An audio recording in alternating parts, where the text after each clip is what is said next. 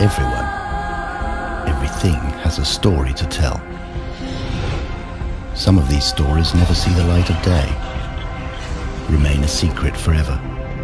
My story, on the other hand, surfaced by chance about 15 years ago. A tale unknown until recently. A mysterious, thought-provoking, extraordinary story, right on this tiny planet, lost in space. Enter Homo sapiens, namely the cognizant human, who appears as the main character in this extraordinary tale. But what does man from a mystical and scientific perspective know about himself? What we think we already know soon gets blown in the wind, some incorrect, others lacking detail. New stuff keeps bubbling to the top, old taboos come tumbling down, and human history is rewritten at every step of the way, until the next discovery. Should we dissect the 4 million years of human evolution on this 4 billion-year-old planet through Homo habilis, Homo ergaster, Homo erectus, we find that the contemporary human's prototype goes only as far back as 200,000 years, to Homo sapiens, a tiny dot amidst a very long line of evolution. But from our perspective, that is when the game truly began. 3 pounds of grey matter inside a skull began to work and continued to flourish as it had done with no being before. From the first artwork on cave walls to farming of the land and creating cultures, eventually our brain implemented its most important achievement around 5,000 years ago. Putting spike on stone, man created writing. Records started being kept, thus written history was born. The cognizant humans stood almost idle for 195,000 years, started passing along written records 5,000 years ago, and as a result took off like a rocket. With the impetus of the Industrial Revolution 200 years ago and the push of the communication age through the last 20 years, this rocket eventually reached light speed. But hold on a minute, I already told you, my story challenges common beliefs. It goes off the beaten track, taboos come tumbling down here, and egos get crushed under it. The essence of my story goes back 12,000 years. May I introduce to you the world's first temple. The quest of insight to this extraordinary finding took me to several well-known authorities in their field, namely German archaeologist Klaus Schmidt, practicing Sufi Turkish Metin Bobaroğlu, and East Indian astronomer B.G. Siddharth. Supporting experts will appear as we go along. Let's begin with Klaus Schmidt, head of the Göbekli Tepe archaeological dig, who brought this all to light. He works for the German Archaeological Institute, has made Urfa his home for the last 25 years, overseeing excavations in this area. Enter Klaus Schmidt and his version of Göbekli Tepe. We are excavating here now since 13 years. And what we understood with all this work, it's really a sanctuary site. It's not a normal settlement site as other sites we know from this period. Sites like Chayani or Nevalı Çori in Turkey or like Mureybet in Jafel Ahmar in Syria. These are settlement sites, but here it's very different from this site. So we have here mainly installations which have not been used for domestic life. It's clear they had been used for ritual purposes, for religion. Now they are temples when we want to find a short word. So this site mainly consists of Stone Age temples. Stone Age temples. Göbekli Tepe. But where on earth is this place? 12 kilometers away from Şanlıurfa, formerly Urfa, on top of a hill, smack in the middle of the Fertile Crescent, which, with the life support of the Euphrates, is considered to be the birthplace of agriculture, going back some 7,000 to 8,000 years. Urfa, one of the most mystical locations in Anatolia, is also known as the City of Prophets. Take the seat of Abraham, Eyüp, add the proximity to the old city of Haran, and Urfa's place in the history of religion becomes more than significant. Balıklı Göl, translation Fish Lake, is considered to be another one of such mystical places. There is a verse in the 21st Surah of Prophets in the Quran, interpreted as to be about Balıklı Göl. They said If you're going to do anything, burn him and protect your gods. And we said, "Oh, fire, be cool and harmless for Abraham." By all religious books, Abraham is considered to be the father of monotheist religion. If we dissect his name, we make some interesting discoveries. Brahma, the supreme being in East Indian doctrine, or the Abba, Ra, him, father of the people of light in Old Egypt. Phonetically, both bear great resemblance to Abraham's name. We still have no idea how this follower of God, father of monotheism, was connected to Göbekli Tepe, only 12 kilometers away from Urfa, and Balıklı Göl. Let us find out how Klaus Schmidt came upon this once-in-a-lifetime discovery. I found it in '94, but it was not completely unknown before, but I recognized the site as a sanctuary site of the 10th millennium. So we are here in a very exposed position on top of the mountain, the highest place here in the region. So it was clear. So they chose this place because of its visibility, the importance of the location. Yes, it was not hidden in some valley or in the plains, but it was on top of the highest mountain here, visible from all sides. In terms of dating an archaeological find, the biggest support comes from chemistry. A test called radiocarbon dating was implemented on some of the samples from Göbekli Tepe.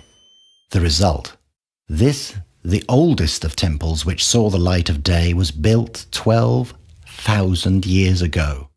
What we are excavating now is belonging to the 10th and 9th millennium, but we don't have the oldest layer, so maybe the oldest layers is a little bit earlier than 10th millennium, nearly 12,000 years. A whopping 12,000 years ago. When put into perspective, some 7,000 years before the megalithic monument in England, Stonehenge, was ever made. Of course, the question here is how and why would nomadic cavemen, hunter-gatherers, so to speak of, even before reaching the age of settlement, contemplate such a monument? Was the Homo sapiens of then, who supposedly spread out from Africa some 40,000 years ago, a different species from the human we know today? Who is this Stone Age character and what was he capable of? Now this question is directed at Professor Mehmet Özdoğan, researcher extraordinaire of this era and head of the Prehistorical Archaeology Department, Istanbul University. Bunlar gezginci, yani besin üretimi yapmıyorlar, besin topluyorlar, avcı, balıkçılık olabilir, bitki toplayıcılığı, avcılık olabilir, çok farklı kök toplayıcılığı olabilir. Bu insanlar bunu uzun süre geliştiriyorlar. Bundan beraber insanın, yani sadece bir yandan biyolojik evrimi var insanın. Yani soyutlama yetisi, el hareketlerini kullanışı, sinir sistemi gibi bir biyolojik evrim geçiriyor. Doğal çevre sürekli olaraktan değişiyor. Ve insanın bununla beraber teknolojisi de gelişiyor. Yani daha hassas aletler yapabiliyorlar. Bu sürecin sonunda, son buzul dönemi bittikten sonra, yani günümüz iklim koşullarına geçildiği zaman ki aşağı yukarı 14 bin yıllarında itibaren dünyada her yerde iklim kuşakları yer değiştiriyor. Bizim bölgemizde de doğanın çok zengin olduğu bir dönemde, özellikle Güneydoğu ve Orta Anadolu'da, burada da daha tarıma, üretime geçmeden yerleşik yaşamı sağlayabilecek bir fiziki ortam ortaya çıkıyor. Point well taken, but even if a settlement is born, Göbekli Tepe begs to differ. It is not a settlement. When even agriculture is still a far cry away and scripture has another 7,000 years to come, what pushes the Neolithic human to create such a monumental sacred complex? I know this was a big surprise because we didn't expect such a developed architecture in context with late hunter-gatherer societies. Hunter-gatherer societies had been dominating the human history in the old Stone Age. They are all hunter-gatherer societies. Farming was not invented. And the common idea was that from very primitive beginnings, the civilized way of life developed here in the Near East with the settled societies, and now we understand that it's much more complicated. It all boils down to this. New information forces us to review everything we supposedly knew about human history, starting with hunter-gatherers who, before concepts such as settlement, agriculture and livestock farming even developed, brought into existence such an architectural feat. The preservation really is fantastic, not in every circle, but especially in Circle D, which is very well preserved. And this preservation is explained because in Stone Age times, these circles had been buried completely. They had been backfilled by a lot of material. Some 100 cubic meters of material had been used to bury this circle. Say again? Buried temples? Apparently so. These people went to great lengths to entomb these structures, and by doing so created a hill of 300 meters in diameter, as seen in this photograph before the excavation began. Maybe that's why they call it Göbekli Tepe in Turkish, which means Potbelly Hill. Let's move from structural to spiritual. To build a temple, the first thing one needs is faith. Did we come across any evidence that symbolized the faith system adopted by these people? Bir kere konutlardan, yani normal oturulan evlerden, insanların yaşadığı evlerden çok farklı özel olarak yapılmış, hatta tapınak diyebileceğimiz özel yapıları görüyoruz. Bu tamamen plan tipi, iç dizaynı, yapım tekniği vesaire bakımından tamamen konutlardan. Demek ki bir özel bir tapınak, yani inanç sistemini sembolize eden ve toplumda bunun imajını yaratan bir sistem oluşmuş. Apparently, around 11 to 12,000 years ago, there already was a notion of building common-use temples in this area, such as Chayonu, Halanchemi, and Nevali Chori. The likelihood of Göbekli Tepe having taken the lead in this is quite plausible, for this was the first temple complex in this area. As a result, during the following millennia, the same pattern and order as in Göbekli Tepe was seen at cult structures in settlements all around. Yüksek taş duvarlar. Duvarlarda nişler ve payandalarla hareketli bir duvar yapılmış. Duvar boyunca bir sekiler var. Yani birilerinin oturup tören seyredebildiği anlaşılıyor.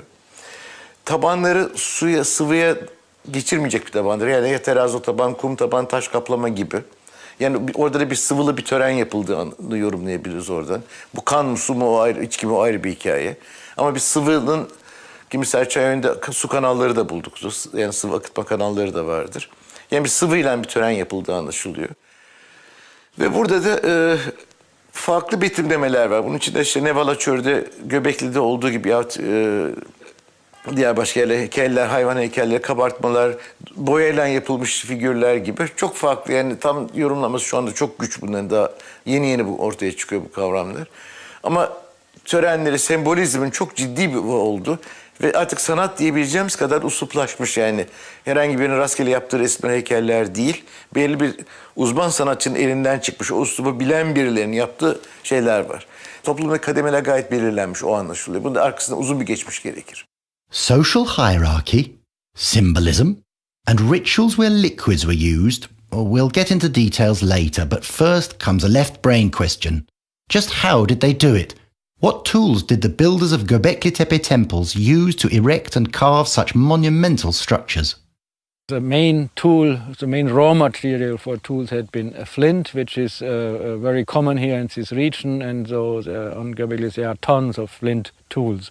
This was a normal tool for Stone Age people. With flint, they also could carve the limestone very easily and very well to make the reliefs, to make the sculptures and so on. Here are the tools we assume they built these temples with. A magnificent achievement. Carving colossal blocks of limestone, 40 to 70 tons each, with these simple utensils, considering that these monoblocks of rock, the T-shaped pillars, vary anywhere between 3 to 6 meters in height. Furthermore, the quarry they got these blocks from is about 2 kilometers away, and how they got them from there to the temple site is another mystery in itself. Then let's question the architecture of this first temple known to us. Was there a plan to all this? It's not only one temple, there are many temples. So we know from the excavations and from geomagnetic research there are at least 20 installations, which we should call temple. Mind-boggling. At Göbekli Tepe, only 6 of a possible 20 temples have been unearthed as of today.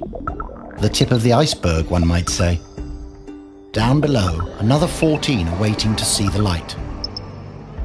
and they're all following one main idea. The main idea is there are two very huge, two monumental pillars in the center of such an installation. There are enclosures, and the enclosure walls are surrounding them, and there are more pillars set in the enclosure wall. So we have the appearance is more of a stone circle than of a building. And it's quite clear that the monumental stone circles had not been roofed, so there was no roof. They had been open-air installations. These same era temples from 12,000 years back, unearthed at Göbekli Tepe, show three different styles of form. They have been categorized as B, C, and D, all with different patterns. For example, while the pillars at C form a spiral, the same at D have an elliptic pattern. There is also the fact that the surrounding pillars at said temples vary in number. The only similarity between the two are the facing twin T pillars at their respective centres. One might ask, what on earth do these T-shaped pillars depict? In the center of the whole story are the T-shapes, because we can understand the T-shape as a stilized human being. We can be sure because in some cases we have the arms and we have the fingers depicted.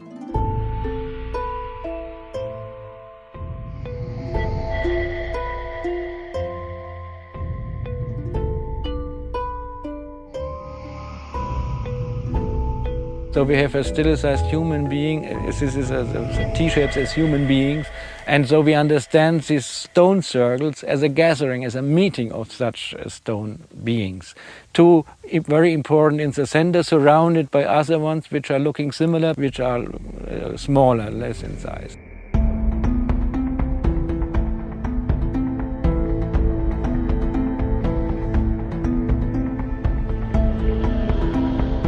This first gathering that laid the foundation stone of uncharted human history apparently happened at Göbekli Tepe.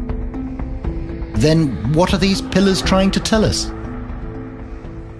So, and on these stone beings we have very often carvings of animals or abstract symbols in combinations, in scenes. So sometimes they're acting on these pillars. So the idea is that these Stone Age stone beings telling us, or the carvings are telling us stories about them, what's going on. They are telling us myths of this time. At Göbekli Tepe, there is a symbolic statement passing us data from 12,000 years back.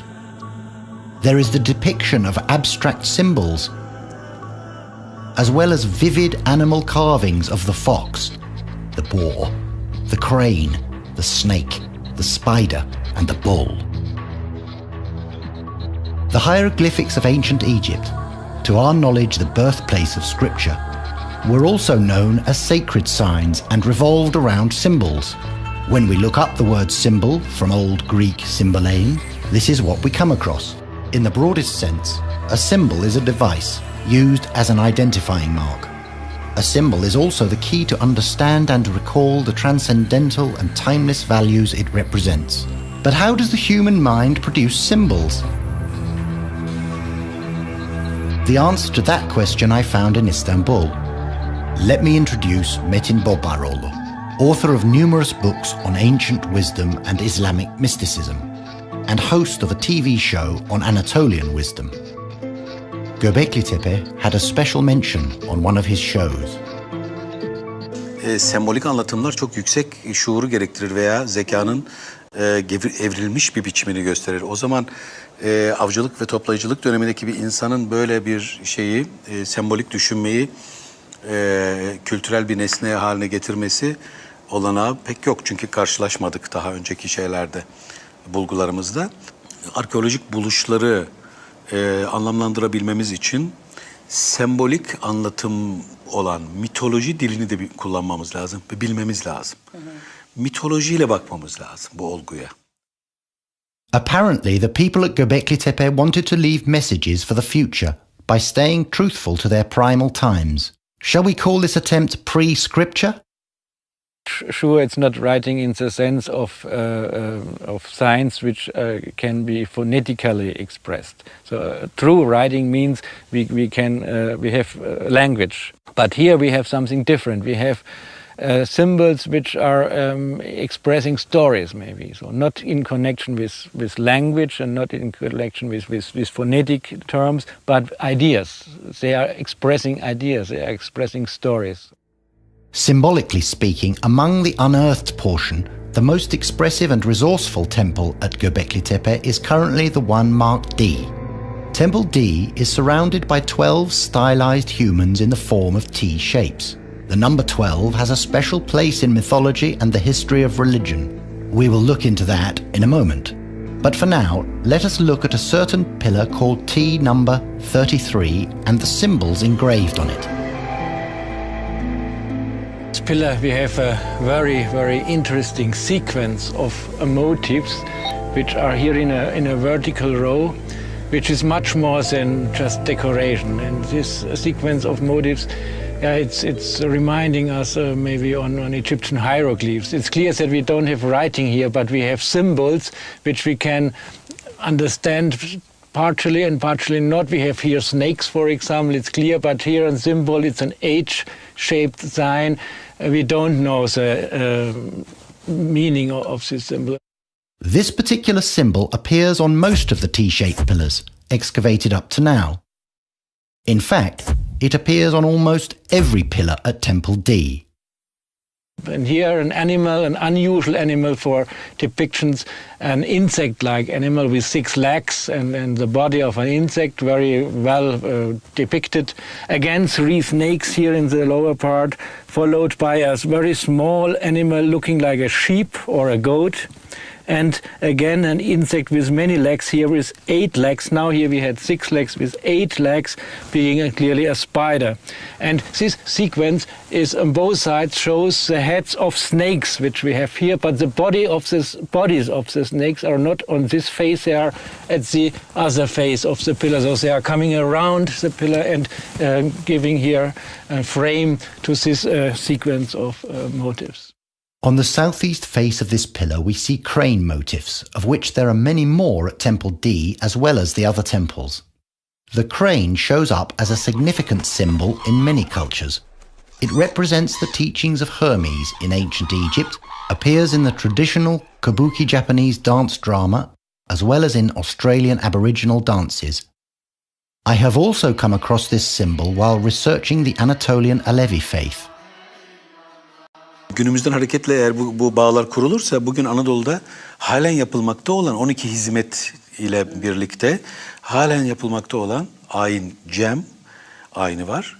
Alevilik içinde bir ibadet olarak ve korunmuş bir ibadet. Çünkü ibadetleri insanlar tanrısal yani tanrı inançlarını, tanrı isimlerini, tanrıya yakarış biçimlerini, ritüelleri, onunla ilgili sembolleri korur. Yani diğer her şeyinden fedakarlık eder insanlar ama inançlarını korurlar.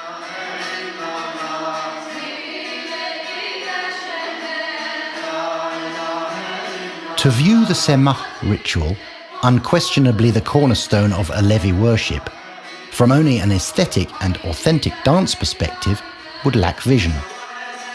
In the Alevi faith, Semah and crane are an integral part of the soul's symbolism.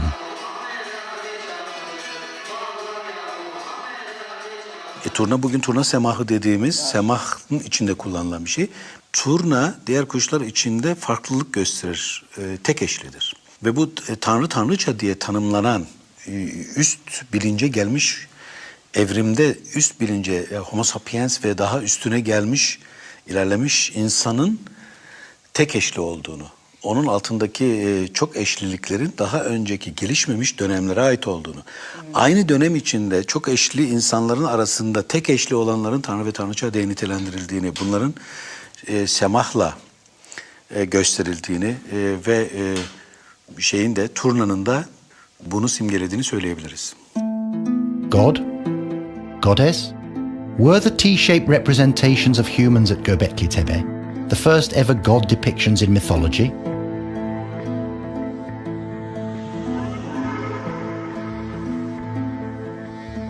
the concept of God enters history a whopping 7,000 years later with the Sumerians and the Egyptians.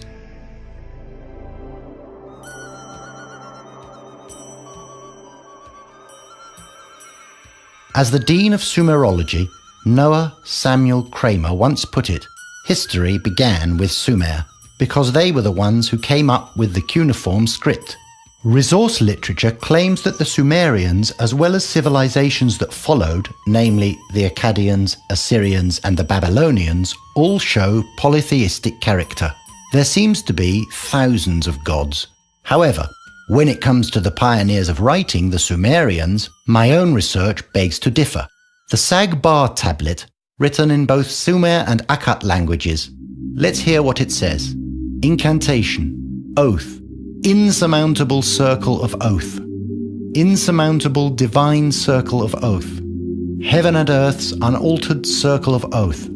God is one and cannot be changed. God and man shall not be divided. Contrary to the belief of Sumerian polytheism, the unity of God and man in this text also corresponds to the mutual oneness or tevhid concept in Islamic mysticism. Could the divine circle of oath be interpreted as the zodiac? The zodiac is considered the house of the 12 constellations astronomically, and astrologically home of the 12 signs of the horoscope. These same 12 constellations, as seen from Earth during its full cycle around the Sun, called a year, have always been a major topic in astronomy and are the essence of astrology. The quest for deeper knowledge on this subject, claimed to have originated in China or Babylon or India, took me to Hyderabad. Here, I met B.G. Siddharth.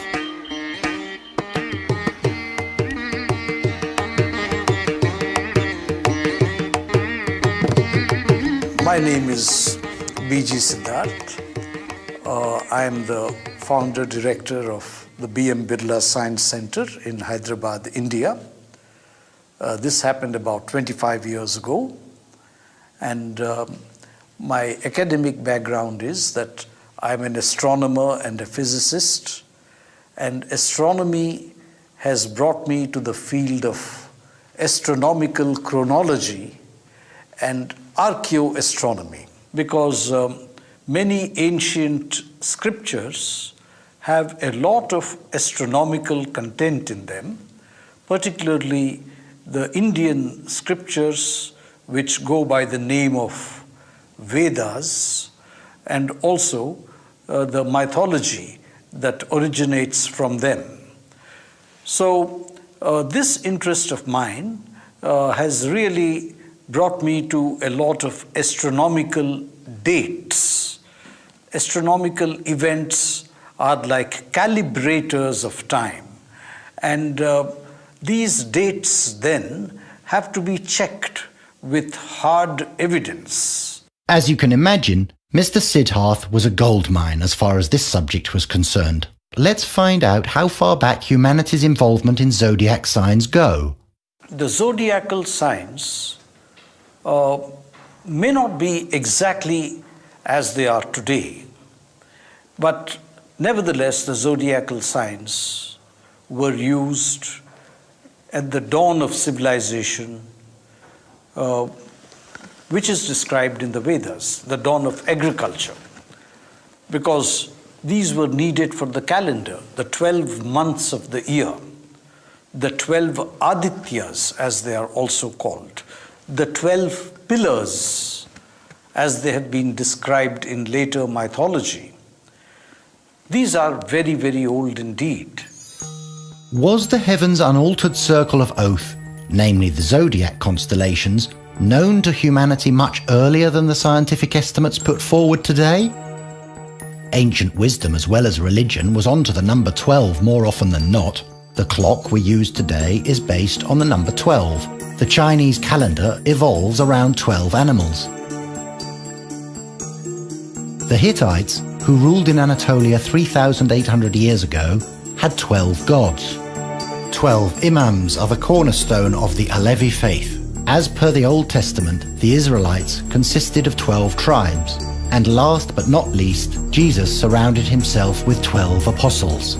With a 6,000-year head start, could ground zero for all these 12s be the 12 T-shaped pillars in Temple D at Göbekli Tepe? In this context, was Temple D the Earth's unaltered circle of oath in the Sumerian Sagbah text?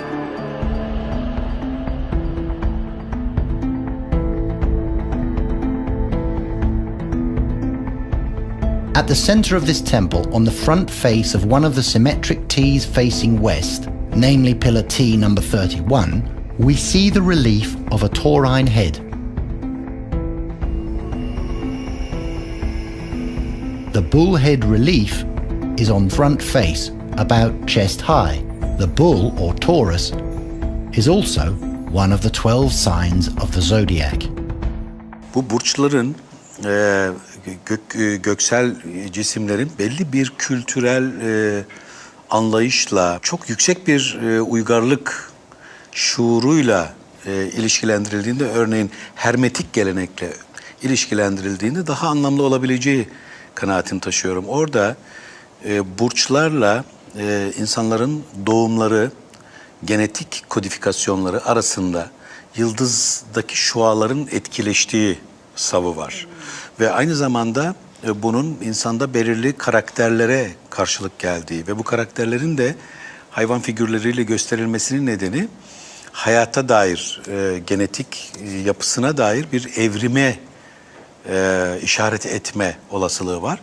Bu bakımdan örneğin bir çakal söz konusu olduğunda, tilki söz konusu olduğunda, bu günümüzde de La Fontaine'de de Mevlana'da da kullanılan biçimiyle hayvandan çok hayvanın o karakterinin insanda taşındığı anlamında. Yani boğa üretkenliğin sembolü ve medeniyetin başlangıcı, yani ziraati başlatan aynı zamanda unsur. Fakat boğanın aynı zamanda boğa burcuyla ilgisi olması açısından kudret sadece şeyde değildir, doğayı işlemede bilincimizi kullanma değildir. Kendi üzerimize olan bilincimizin, üretken bilincimizin sembolü de boğadır.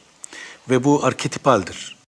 One of the most significant cave paintings from circa 30,000 years back, interpreted as vivications of hunting parties depicting taurine figures, can be found at the Altamira and Lascaux caverns. In many other cultures, we also come across similar taurine imagery.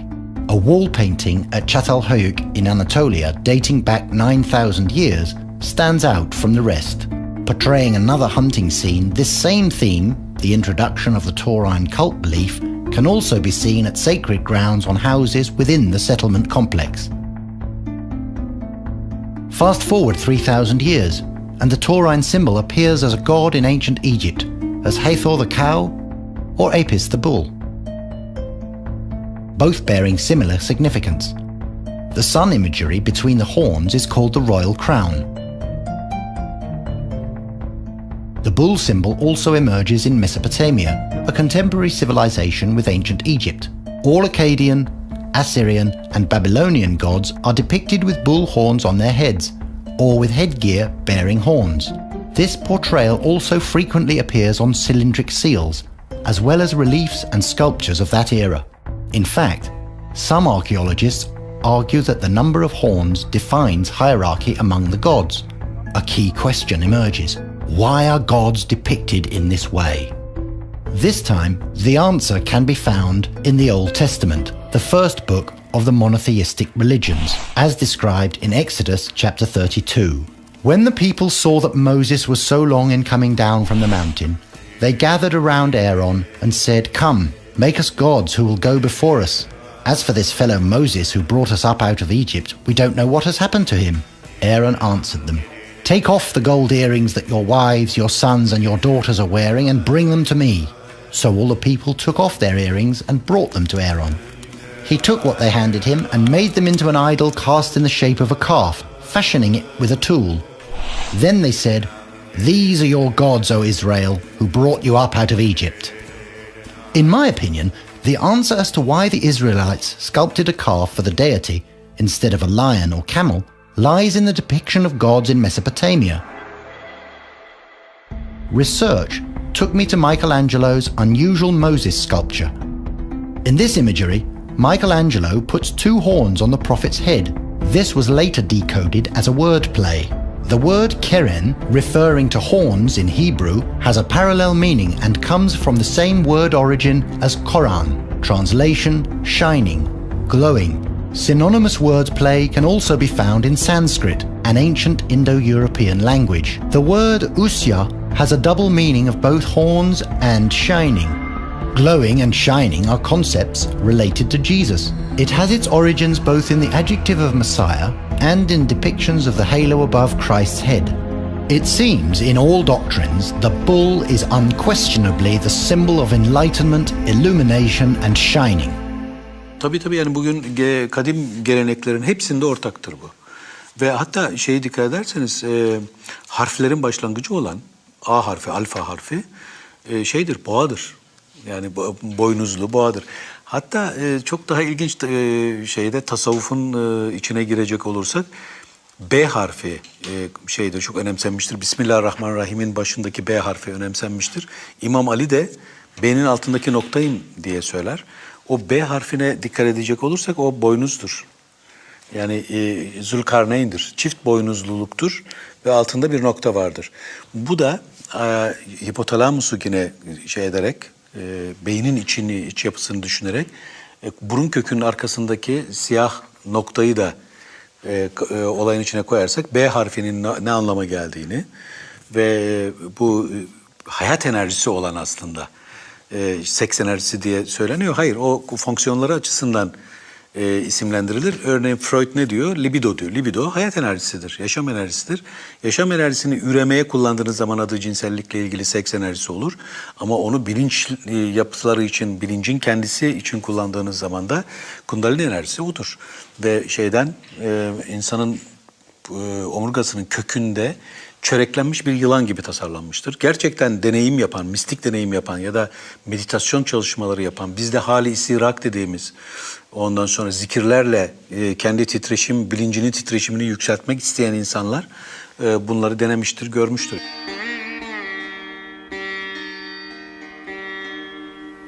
Kundalini means that which is coiled in Sanskrit. It is associated with the snake. And this particular yoga discipline is aimed at the practice of awakening this dormant, coiled up energy.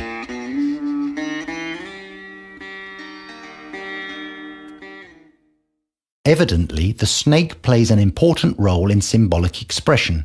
This ancient symbol, going back all the way to Adam and Eve, and the emblem of medicine, also depicts change because of the frequent shedding of its skin. So, what can we deduce from the snake motifs at Göbekli Tepe? Most popular are the snakes, but the snakes are sometimes they are in groups, so you have not only one snake but three or even more, so the number of the snakes is very high.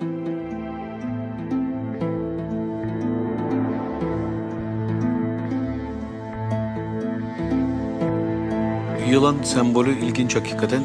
Hem peygamberliklerde karşımıza çıkıyor. Özellikle Musa peygamberin asası hem Kur'an-ı Kerim'de hem Tevrat'ta kutsal metinlerde Musa'nın asasını yılana dönüştüğü ve tekrar asaya dönüştüğü. Asa kendisine sorulduğu zaman Kur'an-ı Kerim'deki bir ayette Rabbi kendisine soruyor. Elindeki nedir diye soruyor. O da diyor ki elimdeki bir ağaçtan kestiğim ve onunla koyunlarımı güttüğüm, kendimi koruduğum bir asadır.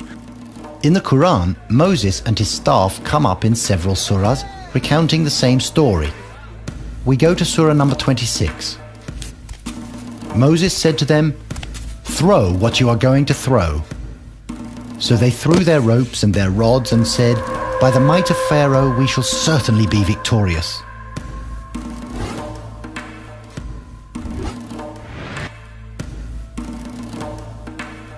Then Moses threw his staff, and it swallowed up all the falsehoods they have cast. And the magicians were thrown down prostrate into prayers. They said, "We believe in the Lord of the worlds." Dolayısıyla asa iradeyi temsil ediyor tasavvuf literatüründe, yani içsel öğretilerde, gnostik, ezoterik öğretilerde asa iradeyi temsil ediyor. İradenin insan bünyesinde iradenin güçlendirilebilmesi ya da bir insanın ilahi bir iradeye, kudret, başkalarına boyun eğdirecek, başkalarını yönetebilecek, koyunlarımı yönetirim, onları şey ederim, güderim dediği manada veya kendindeki hayvansal sıfatlara egemen olacak bir iradeyi oluşturabilmesi için yılanın, yani asanın, yılanın ayağa kalkmasını anlatıyor. Yani çölde yılan ayağa kalktı diyor ve bütün dikkat ederseniz firavunların da başlarında kobra yılanı vardır. The prevailing symbol we come across when studying ancient Egyptian wall paintings and frescoes is the snake. Symbolized in a number of different categories with varying objectives, the snake is mostly seen on the foreheads of gods as well as pharaohs.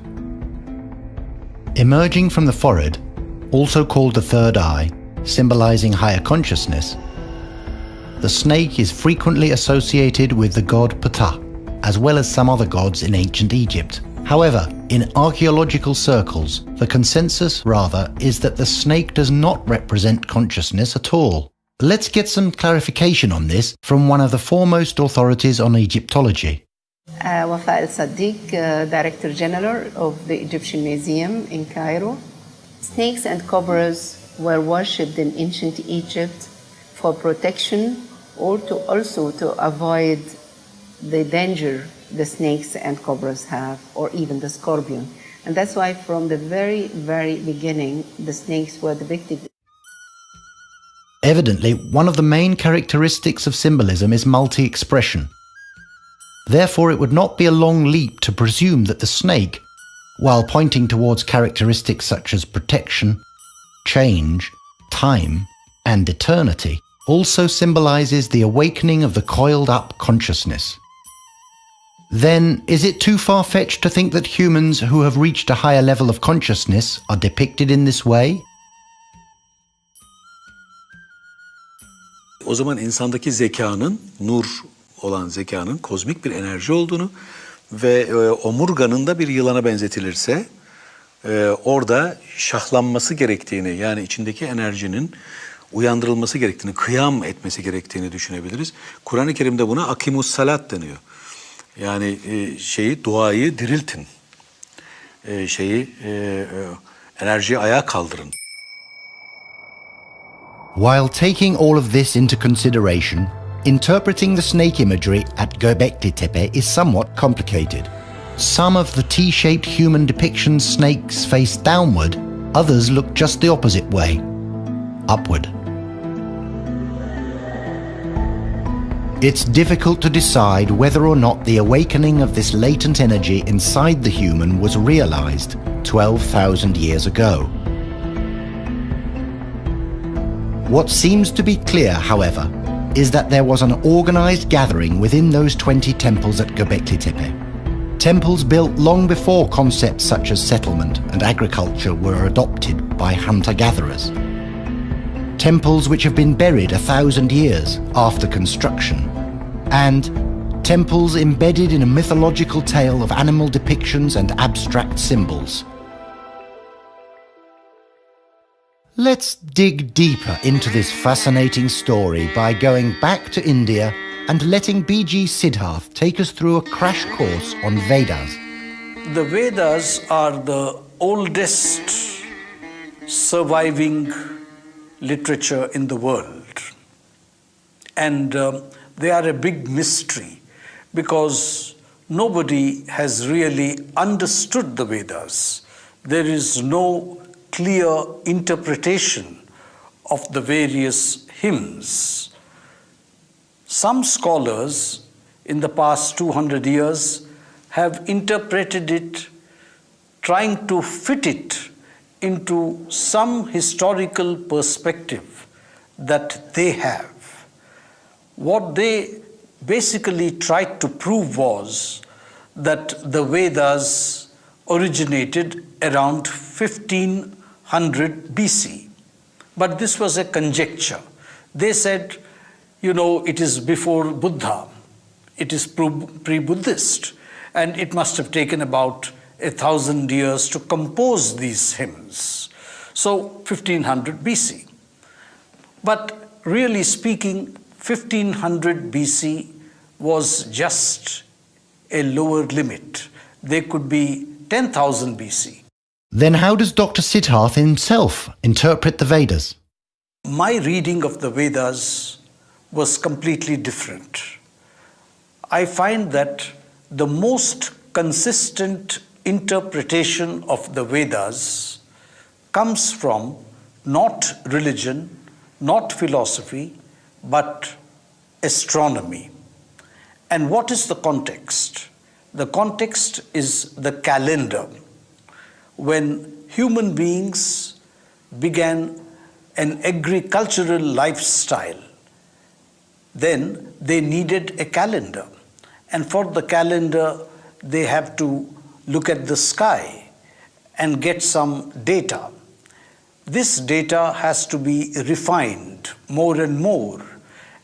It is here that a meaningful interpretation of the Vedas comes. What we are facing here is a product of intellect. It was assembled by those who lived 12,000 years ago by purely just studying the sky.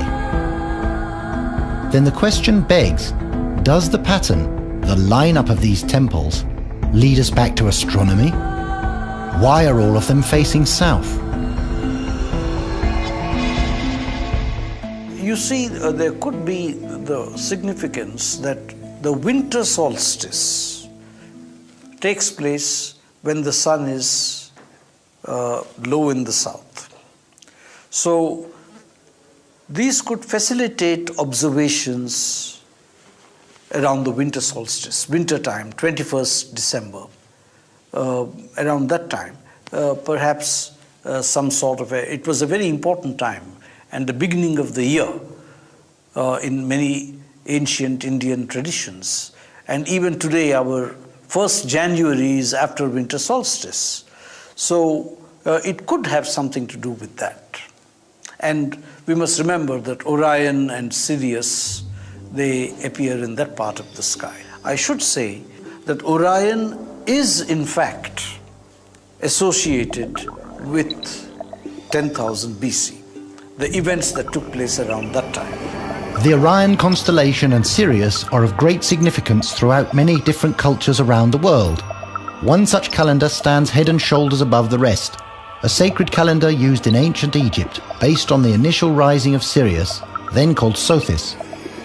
Researchers, such as John Anthony West and Graham Hancock, are of the opinion that the Orion constellation and Sirius have had a great impact on the construction of the famous Sphinx at Giza, as well as the Great Pyramid.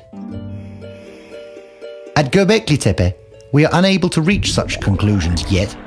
However, if we want to draw parallels with astronomy, then perhaps one of the 12 pillars surrounding Temple D, namely pillar number 43, with a myriad of symbolic depictions, could be of assistance through some of its motifs. Although part of it is still underground, the exposed part shows a bird carrying a sphere on its wings. Exactly beneath that, we see a scorpion. Again, this could really be a symbolic representation of something in the heavens.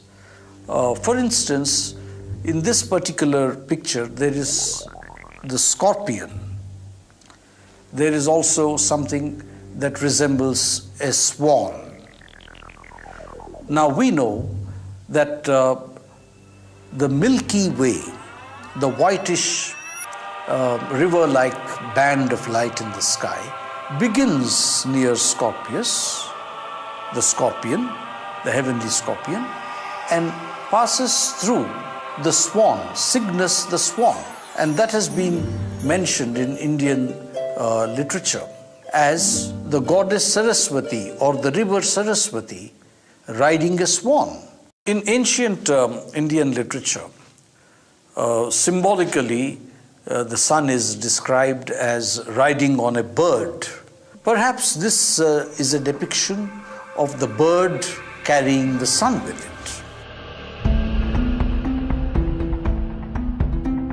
Numerous examples of the sun being represented as a winged disk were already found in Anatolia, Mesopotamia, and ancient Egypt. What are the odds for the depictions on this pillar being the forefather of symbolic celestial expression? Quite high, one might say. Cosmic dust of the Milky Way, the Sun, Scorpio, but there are other striking symbols jumping out at us. For example, we haven't got a clue as to what these three signs above, resembling a basket or padlock, mean. On the other hand, the H-shaped, twice used symbol to the right we have seen before. The most fascinating image we have yet to come across, however, is down below, a decapitated human image with a bird portrayal next to it. A similar figure was found at Çatalhöyük, dating some 3,000 years after its first appearance at Göbekli Tepe.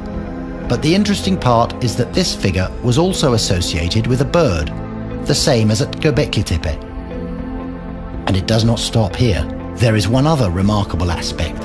While all the figures on the pillars surrounding Temple D face inward towards the two T-shaped pillars at the center, only these two figures face outward. A decapitated human image having an erection. Would it be too far-fetched to interpret this as the immature human with no intellect succumbing to his most primal carnal urges? Let's move on and see whether the pillars of Göbekli Tepe exhibit other human imagery. Yes, we have several sculptures depicting humans, but in the reliefs we have only two until now. At first we thought the reliefs always are depicting animals. For some years this hypothesis was working. Animals or symbols. But since 2006 we know there also can be included humans. And now in the enclosure F, which we discovered last year or excavated last year, again a human appeared. The most amazing of such sculptures, the Urfa sculpture, was found at the Yeni Mahalle region of Urfa. Up to this day, this is the oldest human sculpture ever found. Let me draw your attention to the two stripes on the chest pointing downward. These are some ornament or some bracelet it's wearing. So we have a lot of beads in our findings, so bracelets made of such beads. A bracelet? The same pattern appears on the T-shapes in Temple F. Could these be pointing towards the hands seen below? And by the way, what about these hands? Urfa heykeli elinde tutuyor, altın tesisleri var. The hand position, it seems that he is holding its phallus, but it's not completely clear. As we can see, the hand position on this particular one is not very clear. But, referring again to the hand position, how about the other, larger sculpture found at Göbekli Tepe? It has like this. Interesting, isn't it? At Göbekli Tepe, all the T-shaped pillars symbolizing human-like beings with hands and arms bear the same pattern in hand position as these later dated sculptures. Ellerin kavuşturulduğu, namaz kılar gibi ellerin birbirinin üzerine getirildiği bir şey var ama bu çok da ilginç. Hakikaten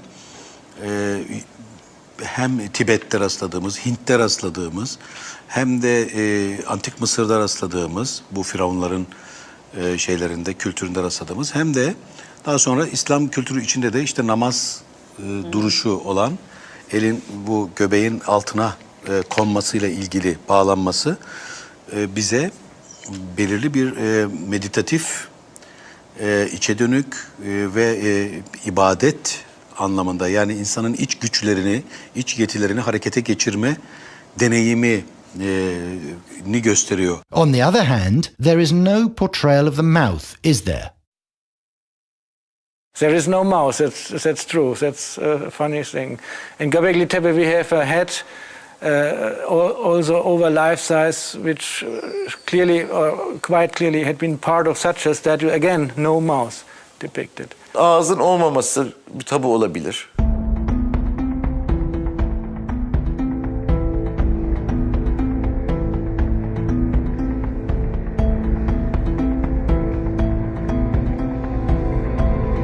To comprehend something that was created by man 12,000 years ago is somehow tricky, especially if it has symbolic connotations.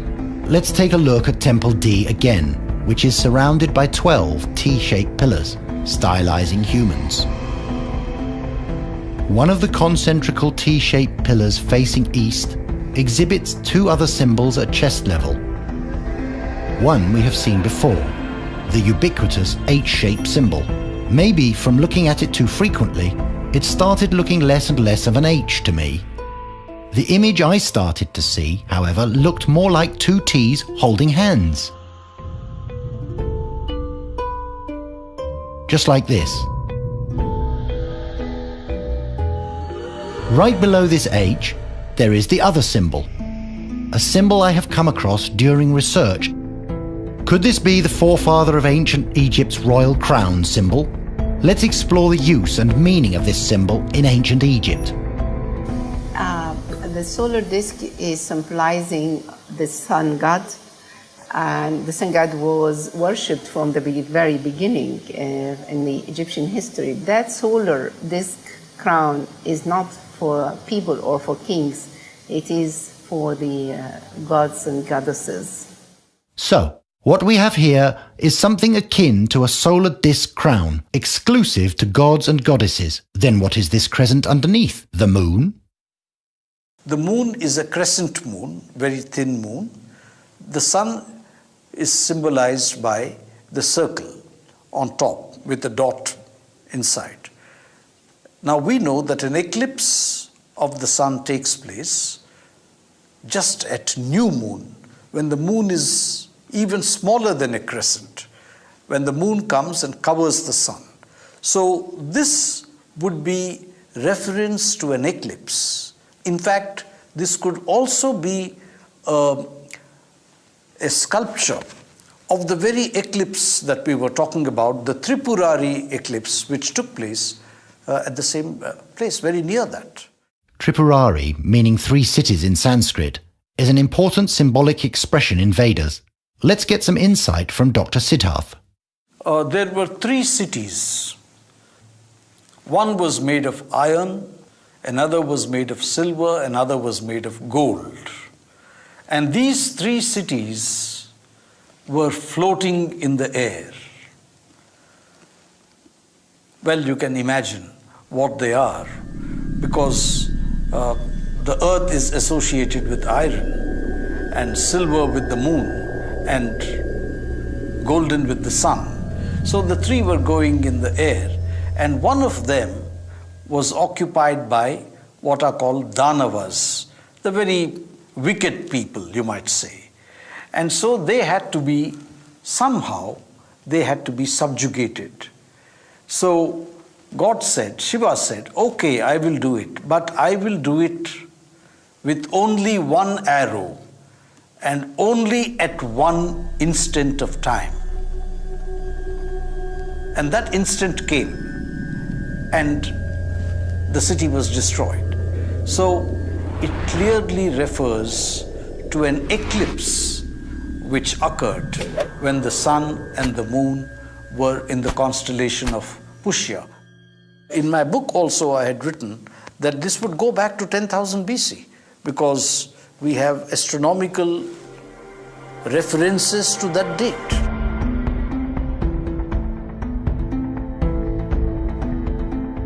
The solar eclipse is one of the most dramatic natural occurrences humans experience.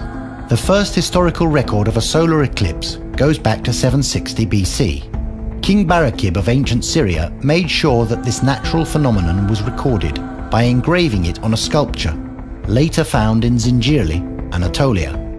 Other such records are found on Assyrian and Babylonian reliefs. Once again, we cannot help but ask, has the Göbekli Tepe solar eclipse prototype been left as a message for the future? And as the sun and the moon embrace one another in the heavens, do the two T's, by holding hands, mimic the same on earth? Ortadaki iki T kadın erkek. Eril ve dişil şeydir, ögedir. Ay ve güneşi koyuyor ve iki tane T'yi de karşı karşıya koyup ilişkilendirmiş.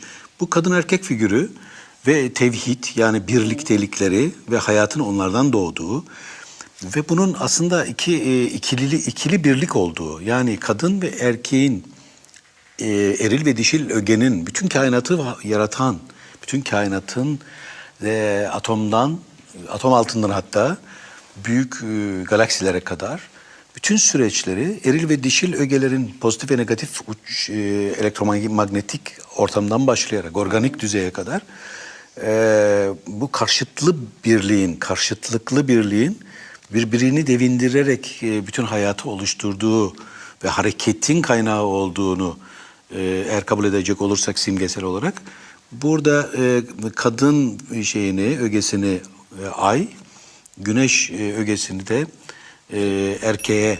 It seems pretty clear to the naked eye that male and female elements are symbolized both by the two central T's holding hands, as well as the sun and moon in a solar eclipse. But all in all, what is the message here? The quest for the first recordings regarding male and female elements took me back to the Sumerian texts. The cattle and grain text is about a Sumerian legend. It mentions a certain mound called Duku, which was of interest both to Klaus Schmidt as well as me. Funny story is this Duku story, which is not so popular, but I found this story in a book about Sumerian gods and spirits, and the mount of Duku was mentioned there, and the Anuna gods as anonymous gods without names, and on this mount agriculture had been invented. In the cattle and grain text, this mound, handed to agriculture and livestock farming as a gift from gods, is narrated as follows. In those days, Enki says to Enlil, Father Enlil, Laha and Ashnan, they who have been created in the Duku, let us cause them to descend from the Duku. At the pure word of Enki and Enlil, Laha and Ashnan descended from the Duku.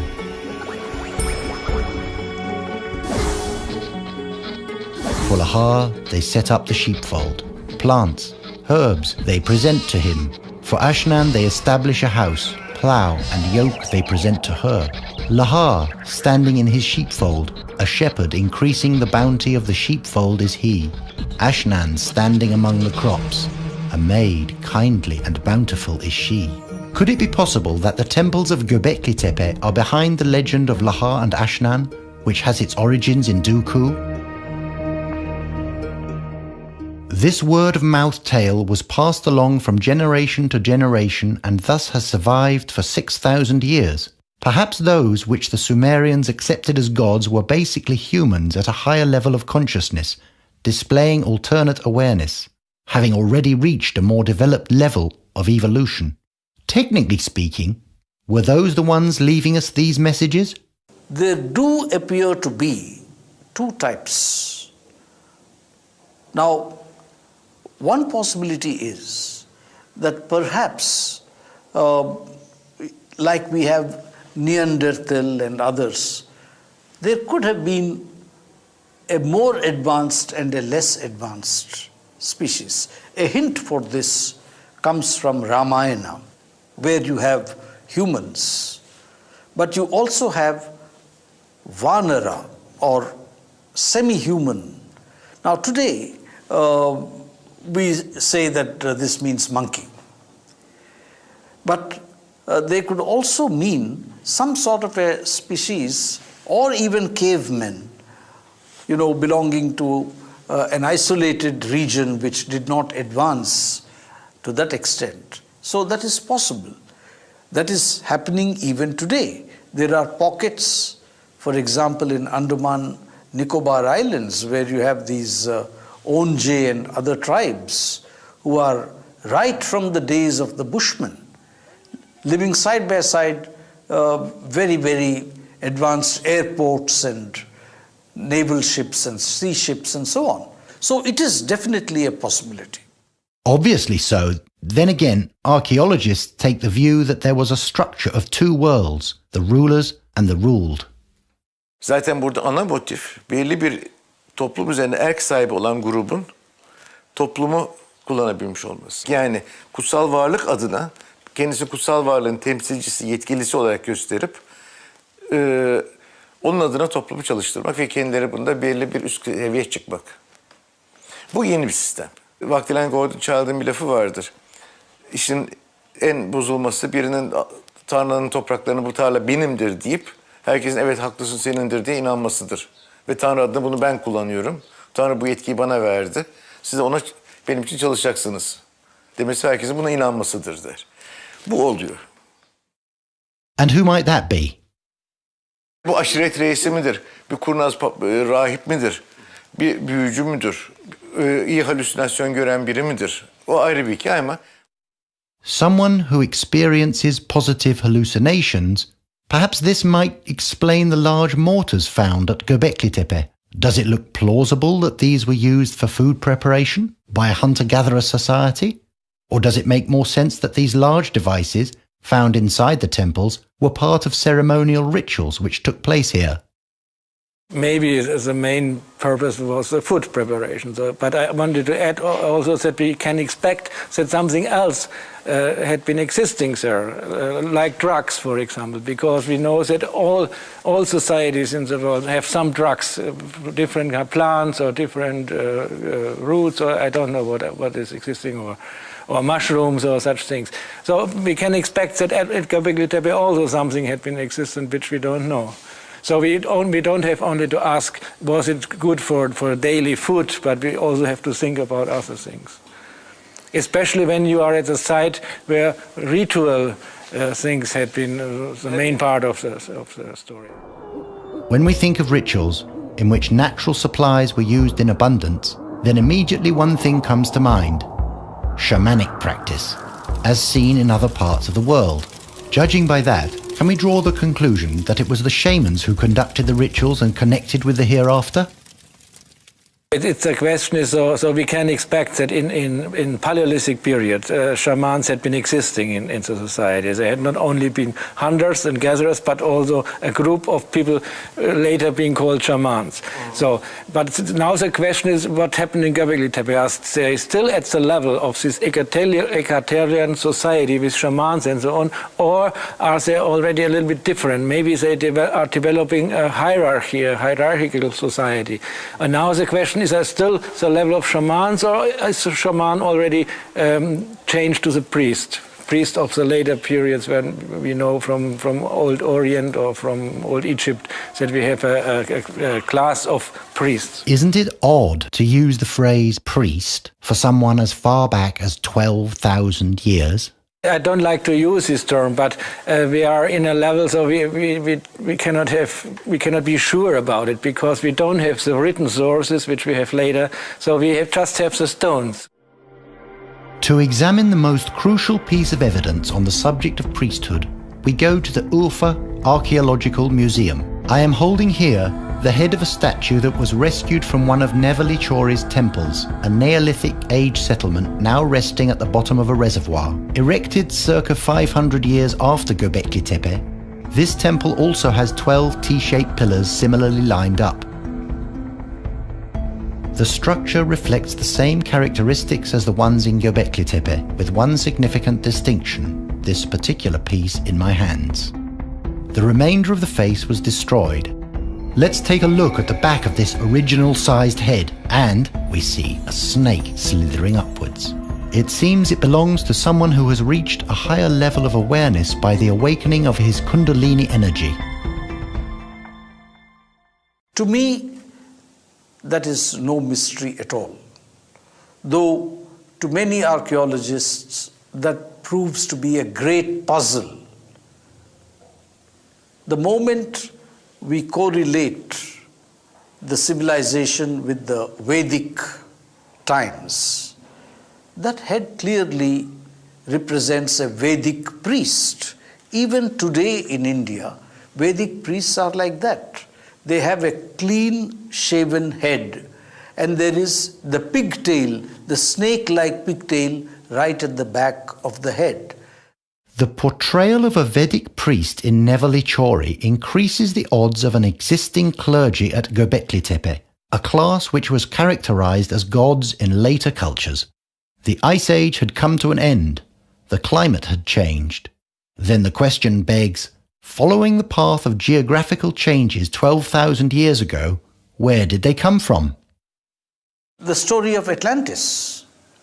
Atlantis also was supposed to have been there at that time. We have only a description from Plato, who met an Egyptian priest who told him this.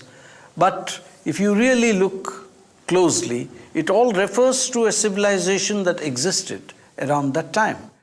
The lost continent of Atlantis, an enigma that originated with the Greek philosopher Plato and has remained so for the last 2,400 years. Plato raises the subject of Atlantis in two of his works, Timaeus and Critias. Circular in shape and separated by canals, this elusive civilization, according to Plato, had a monument right at the center.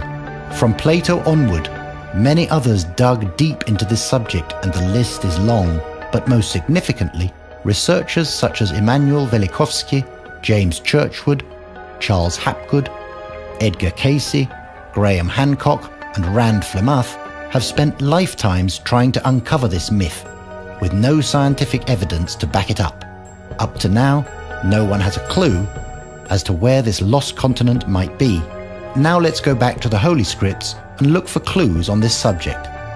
Belki de daha önceki kutsal metinlerde de rastladığımız bazı kültürler battı, yok oldu ve sonra yeniden aynı ortamda yeniden bir kültür doğdu.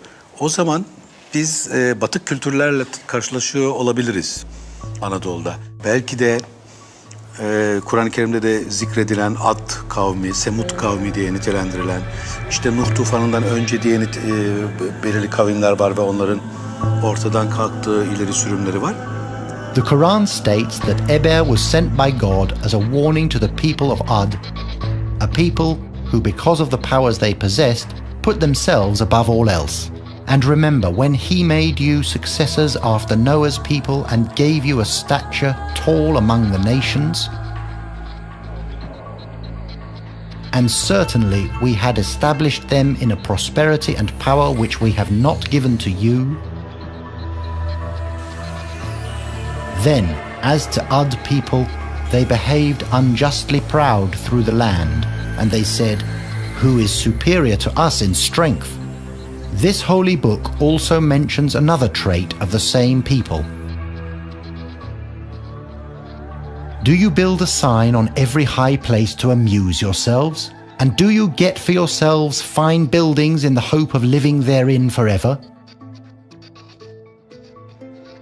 But if you turn back, then indeed I have delivered to you the message with which I have been sent to you, and my Lord will bring another people to succeed you. Dünyada birkaç kez yeniden uygarlık kurulduğu söyleniyor. Yani bir anlatıma göre 12. uygarlığı yaşıyoruz. Dünyada kurulmuş olan. Bir başka anlatıma göre 40. uygarlığı. Yani anlamı şu, sıfırlandıktan sonra yeniden başlayan anlamında uygarlık. Fiziki bilgilerle temellendirirsek eğer, dünyanın, güneşin yaşı ölçülebiliyor bugün, biliyoruz. Ve güneş sisteminin galaksinin merkezine doğru hareket edip gelme süresi biliniyor. Ve galaksinin merkezinde bir kara deliğin olduğu biliniyor bugün bilimsel olarak. Ve onun yakınından geçen güneş sisteminin her defasında bir geleneksel söyleyiş biçimiyle bir kıyamete uğradığını ve o sürede yeniden hayat geliştiğini düşünebiliriz. So, in terms of perception, could the human mind compare timelessness of the universe with the average human lifespan? Commenting on what might have existed and occurred before Göbekli Tepe is as hard as predicting the aftermath. Those who built Göbekli Tepe, where did they go? And how did they resume their rituals? Sanıyorum ki evcil hayvanlar sürü haline gelmeye başladıktan sonra, yani koyun sürüleri, keçi sürüleri sürü haline geldikten sonra zaten sürüsünü alan gitmiş, kaçmış. Çünkü zaten idari sınıf orada kalıyor, halk gidiyor. Let's look at this clay figurine, 40 centimeters in size, found at a Neolithic settlement site near Adiyaman, which was built about 2,000 years after the temples were buried. This site is just 70 kilometers away from Göbekli Tepe. Could this small statue be a clue to the fact that the rituals have carried on? Perhaps we can draw the same conclusion from a clay vase found at Çatalhöyük. On this vase, we see a human figure with a T-shaped head. Can we deduce from this that 3 millennia after the temples were buried at Göbekli Tepe, there were people still keeping the belief system alive? Paintings found on walls of a holy site at Latmos, dating to circa 4,000 years after Göbekli Tepe was erected, give us a similar impression. Could the humans depicted in these paintings actually be the gods at Göbekli Tepe? The most similar complex to Göbekli Tepe is without a doubt the one on the Spanish island of Menorca. Built 5,000 years after Göbekli Tepe, it is as close to Göbekli Tepe as it gets. Nevertheless, there are no depictions or symbols on any of the T-pillars at that site. Could this site at Toralba Den Salort be interpreted as the living remnants of a belief system long lost?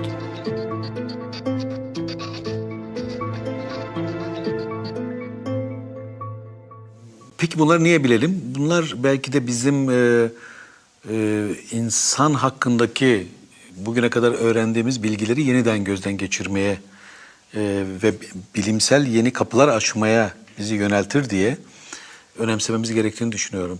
Yoksa bir takım bugüne kadar öğrendiğimiz, ezberlediğimiz bilgilerin esareti altında olmuş olabiliriz.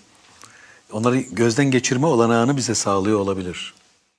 Final solution we don't have for the moment. It's an argument to excavate more, also to excavate other circles, not just to have more stones and more pillars and so, but to understand better what is the stories these Stone Age people wanted to tell the visitor or the observer with these images, with these pictures. There is still so much we don't know and cannot decipher about Göbekli Tepe. From what the rituals really meant, to why were the floors waterproof? What went on in there? Why were they buried 1,000 years after construction? There are a lot of questions with no answers. As to who ran the show, I had actually predicted that there would be a civilization of this date, which would be a Vedic civilization. We can be certain of this though. Undoubtedly, there were the ones with a higher awareness. Worship was a crucial part of their existence.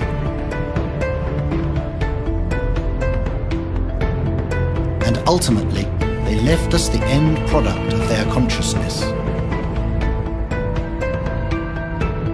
And with every passing day, another layer of the mystery gets uncovered. As long as we keep an open mind to the unknown, there is still a lot to be discovered and learned from what comes out from beneath the ground at Göbekli Tepe. This first temple on this tiny planet in our vast universe.